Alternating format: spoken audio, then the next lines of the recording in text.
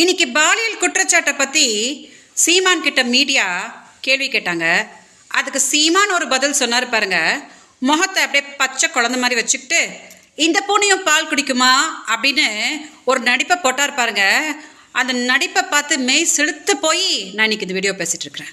அது எப்படி மிஸ்டர் சீமான் நீங்கள் அப்படி நடிப்பீங்க? அவங்க என்ன கேட்டாங்க தெரியுமா? பாலியல் குற்றச்சாட்டு அப்படின்னு கேட்டாங்க. அதாவது நீங்கள் விஜயலட்சுமின்ற ஒரு நடிகை கூட குடும்பம் நடத்தி அந்த பெண்ணோட வாழ்க்கையை 14 வருஷமாக சீரழித்து தமிழ்நாட்டுக்குள்ளேயே வாழ விடாமல் தூக்கி கர்நாடகாவில் அநியாயமாக போட்டிங்களே, அதுதான் உலகத்துக்கே தெரிஞ்ச விஷயமாச்சு.